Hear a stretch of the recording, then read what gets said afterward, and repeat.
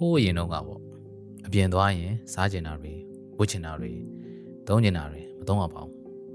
တခုခုဝယ်မယ်ဆိုရင်ဒီကိုအိတ်ကက်ထဲပြန်ဆမ်းပြီးနေခဲ့ရဖူးပါတယ်အဖေမေကိုပူစားလဲမရမှန်းသိတော့ဘာမှမပြောဖြစ်တော့ဒီလိုမျိုးကြုံနေရတဲ့သူတွေရှိနေကြမှာပါအဲ့တော့ကိုချင်းစဲစားတယ်ကိုယ်တိုင်လည်းခံစားရဘူးတယ်ဒါကြောင့်ခုဝယ်ချင်တာဝယ်စားချင်တာစားပစ္စည်းတစ်ခုခုကိုနော်ကင်ကြည့်ပြီးတော့ဈေးဘယ်လောက်လဲနော်ကြည့်စရာမလိုအောင်ကိုဘယ်လိုကြိုးစားရမလဲဘယ်လိုရှာရမလဲစတာတွေကိုဒီရင်ထဲကနေမှကြိတ်ပြီးတော့တွေးမိလာတယ်အဲ့ဒီခံစားချက်ကြီးကိုပေါ့နော်တွန်းလှန်မယ်ရအောင်တော့လှုပ်အောင်မယ်နေအောင်ပေါ့ဆိုတာမျိုးပေါ့ဗျာအဲ့ဒီခံစားချက်က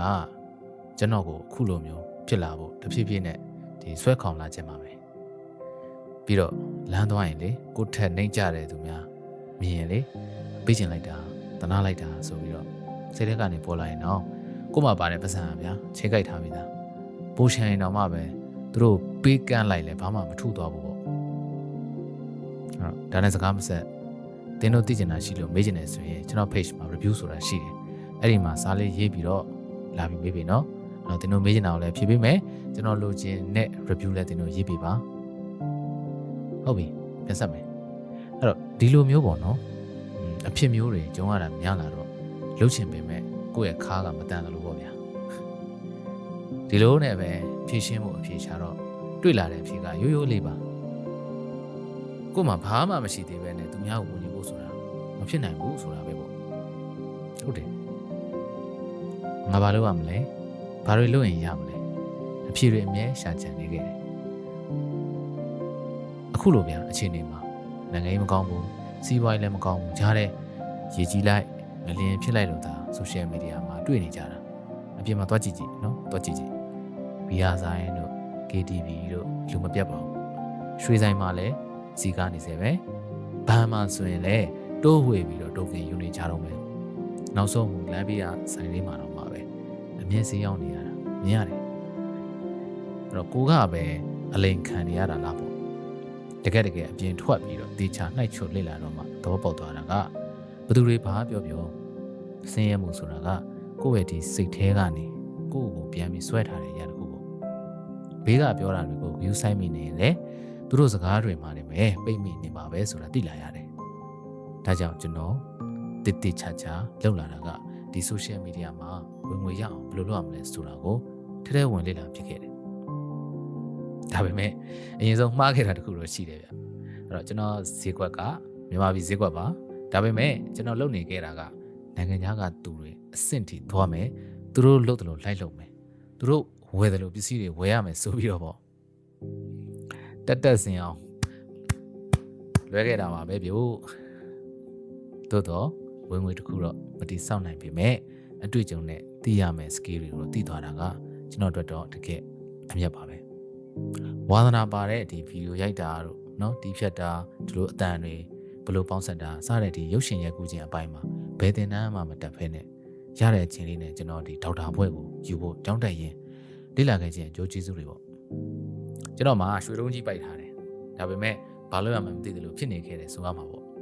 အခုတော့အဲ့ဒီရွှေတုံးကြီးကိုဘယ်လိုသုံးချရမလဲဆိုတာသိလာခဲ့လို့ရဲတင်းနေမယ်ပဲလူချင်းမင်းတို့ရှေ့မှာအခုလိုစကားထိုင်ပြောနေတယ်ဆိုတာကတော့သိကြပါပဲဒါကကိုတက်တဲ့ပညာရက်ကိုဒီ online မှာချပြရင်းနဲ့ငွေရှာခြင်းပါပဲအဲ့တော့မြန်မာလူမျိုးနဲ့လည်းကြိုက်တယ်ခက်နဲ့လည်းညီတယ်လူတိုင်းလည်းလုံနိုင်တယ်သိတဲ့သူတွေကတော့ဖော်စနေကြတယ်အဲ့တော့မသိတဲ့သူကတော့ကြောသွားနေစေပေါ့အဲ့တော့ကျွန်တော်ကတော့မသိတဲ့သူတွေကိုသိအောင်ပြန်လည်ဝင်မြပေးနေခြင်းပါဟုတ်ပြီဟိုအပေါ်ဆုံးအကြောင်းလေးကိုပြန်ဆက်ချင်ပါတယ်အဲ့တော့ကျွန်တော်ခံစားခဲ့ရတဲ့ခံစားချက်ကိုပြောချင်တာကလေအရင်တုန်းကမဖြေနိုင်တဲ့မိကုန်းတွေပေါ့ကိုသူများကိုပေးကမ်းချင်သလားမင်းမှာပါရှိတယ်လေကိုသူများကိုကူညီချင်တယ်မင်းကဘာကောင်းမှုလို့လဲကိုကသူများကိုပညာသင်ပေးချင်တယ်မင်းမှာဘာပညာရည်ချင်းရှိတယ်လဲကိုသူများကိုကောင်းစေချင်တယ်မင်းအောင်ဘာကောင်းတာရှိတယ်လဲနောက်ဆုံးပေါ့ဗျာနော်ကိုသူများကိုပစ္စည်းတစ်ခုကောင်းပစ္စည်းကောင်းရောင်းချင်တယ်ဆိုရင်မင်းမှာဘာပစ္စည်းကောင်းရှိတယ်လဲပေါ့အဲ့ဒီမိကုန်းတွေကိုကျွန်တော်အခုဖြေလာနိုင်ပြီအခုကြည့်နေတဲ့မိတ်ဆွေတွေရောအဲ့လိုမျိုးကိုပြန်မေးဘူးသလားမေးတိုင်းရောအမြဲရှောင်ထွက်နေတော့လားကံကိုပဲအားကိုးနေတော့လား ဟိုကဲတင်ရှင်ကြီးကိုပဲညှော်နေတော့မဲ့လားတိတိကျကျလေးခေါင်းအေးအေးထားပြီးမေးစေချင်တယ်ဘာတွေလုပ်ခဲ့ပြီးပြီလဲဘာတွေမလုပ်ရသေးဘူးလဲကိုဘာတွေလုပ်နိုင်သေးတယ်လဲကိုနာနာလေးမေးလိုက်စမ်းပါ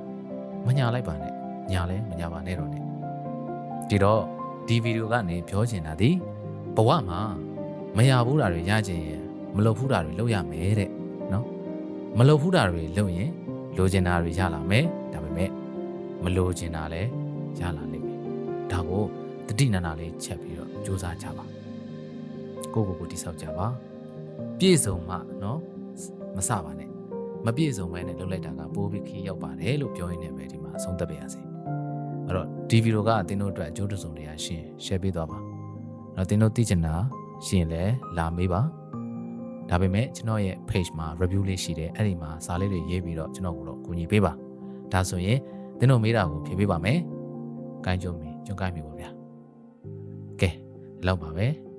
ကျွန်တော်ကတော့ဒေါက်တာရက်ထပါဗျာ